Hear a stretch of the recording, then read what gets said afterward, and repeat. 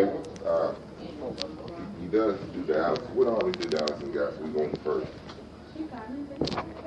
I'll be that side. Remember, I started real bad. Hey, where's this port at? We have a set of vitals, gentlemen. By the time out, you said what now? The dialysis port. What's his O2? He don't have a No, he don't have one yet. Yeah, they haven't started yet. Okay. We get his airway is O2 Hey set. man, we'll get it all to you in just a second. Okay. Got one right there on the bottom. All right, so you heard when I have an inquiry, this was about maybe 4 minutes when I arrived on scene. It took me maybe 2.5. I opened the door, kind of looked around, see what was going on. I'd say like 3 minutes maybe. It took us like 2.5 to get off the ambulance. And so yeah, you see every time you're gonna see the pattern. I'm gonna say something or inquire about something. They're gonna contradict it, like they're not, like I have nothing to say, no value to the conversation. This is the type of dialogue. This is the type of dialogue that I'm talking about. There's 5 of them there. 5. Okay. 5 on an engine.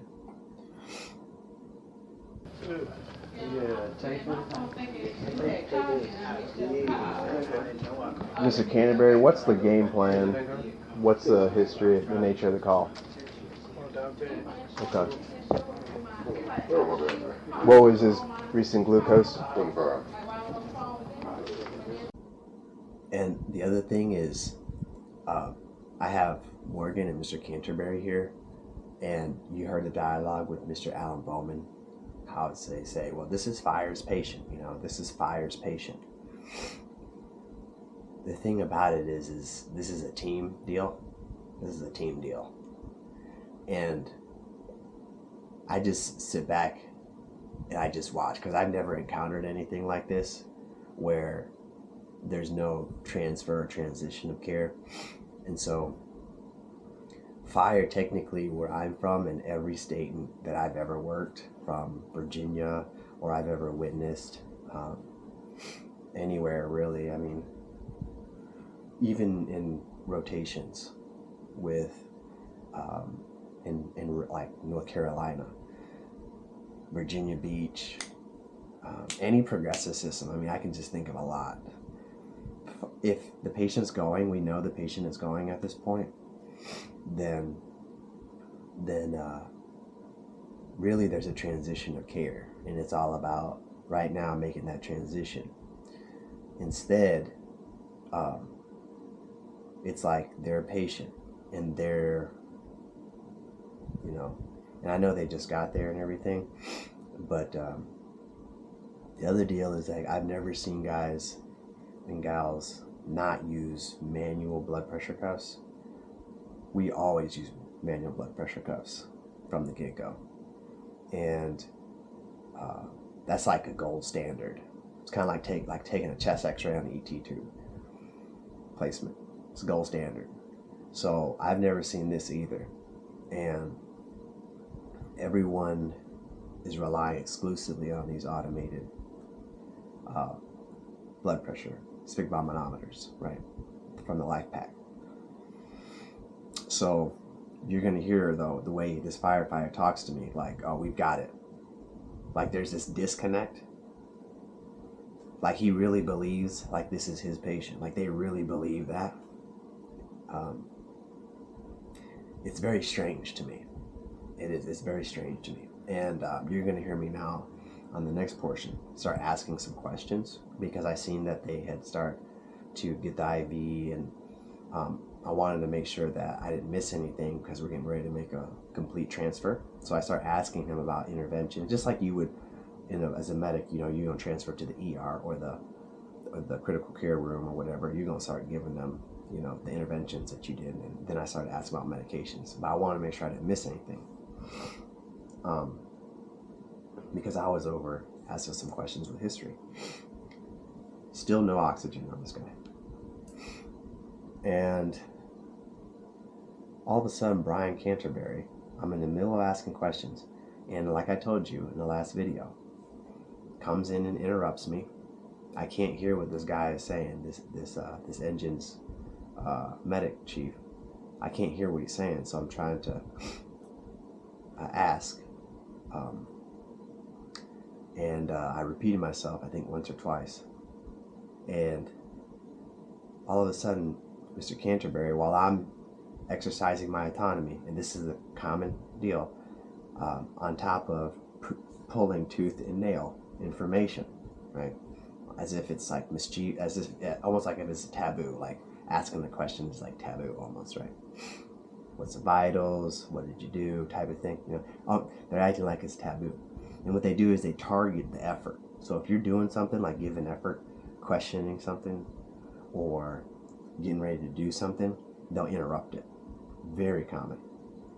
What you're going to see here, though, is that even though he said Mr. Canterberry is going to take over, okay, he still didn't. 5 people, okay, 5 people loaded this patient, plus Mr. Canterberry, plus Morgan. He said, I'll take everything from here. Still didn't secure the patient to the stretcher. From his living room, boarding the patient, still not seat belted to the stretcher.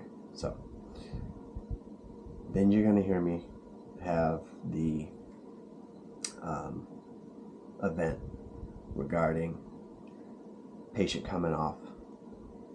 So check that out. What gauge is that? 20. 20 gauge. D10.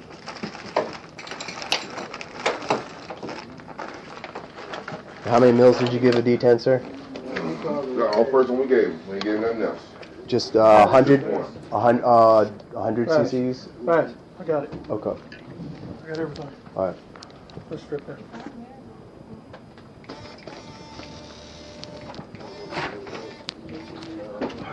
What's that right there?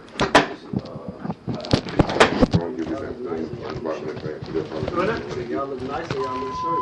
Hey, they look strong. Yeah, they look a whole lot better. I got a 5'11" too. Did you gentlemen administer Thiamine? No. Okay. Thank you. And what else we got?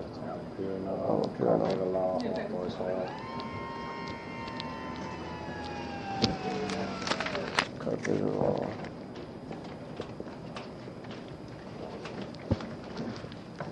Alright, 25. Okay, that should be good How enough. you feeling now? That should be good enough. Aspirin, keep going for me. Feel all right.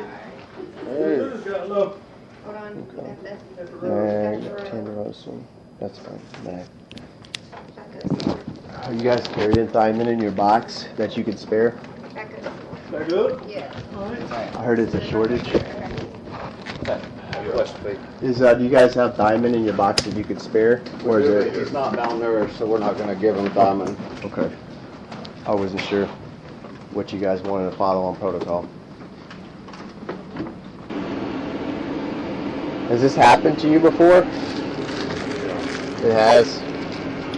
Okay. Hey, unplug that computer charger and hand it back here, please.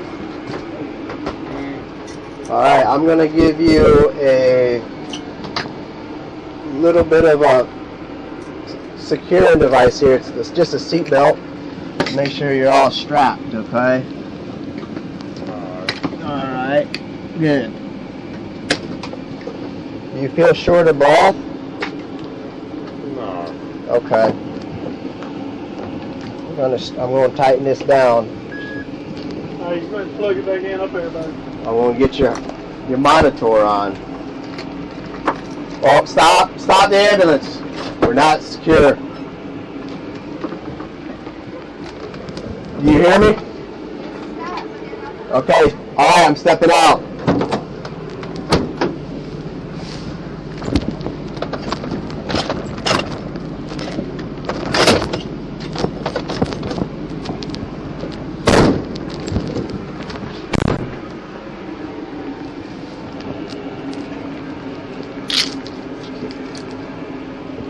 Hold on 1 second before we leave.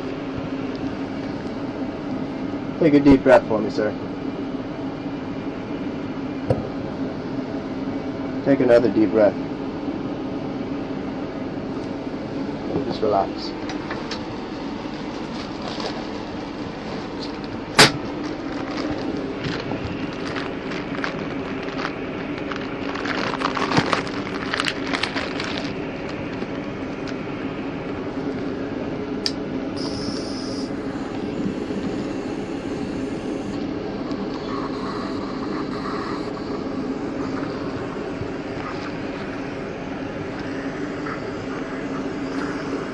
Gonna help you breathe a little bit better, okay?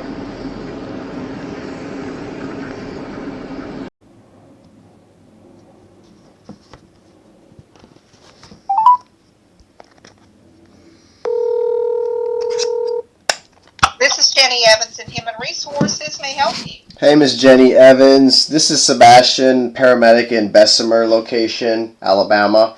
Returning your phone call. Yes, your voicemail box was full. Yes, indeed. I deleted the voicemail box because it was abused so much throughout my professional time. I just leave it be. Okay. Sir, I have Josh Binkley, Vice President for Shoals Operations, with me. Okay? Yes. And it's just the three of us on the call. Okay. Okay, so you got just a couple of minutes? Sure do. All right. Just wanted to recap a few things, please. Our corporate values are referred to as safe, accountable, friendly, and efficient. And when we deliver on these core values, our customers experience the key attributes of service and quality care from employees who are professional, courteous, and on time. The consistent delivery of this type service over time builds the trust of our community members and customers. It's essential to the success of Priority Ambulance as a public service agency. Sebastian, your recent behavior regarding delivery of patient care issues and the lack of professional tone when interacting with other providers do not represent the best interest of the company and our core values. Therefore, we are terminating your employment effective immediately. Any company-issued equipment, ID badges, or shirts would need to be returned. Do you have any company equipment or uniforms, sir? What objective data or information do you have that this is true information? Multiple sources, sir. And This is not open for a discussion. This is us letting you know the outcome. Do you have any company issued equipment? I don't have any company issued equipment, and I don't acknowledge any of the things that you're speaking of. Do you have specific dates and scenarios? Because I was supposed to have a meeting with Mr. Alan Bowman regarding the safety of on a couple of occasions, and he said that he acknowledged that. And I was supposed to have a meeting with Mr. Bowman and Mr. Canterberry regarding those issues, and that was acknowledged by Mr. Bowman.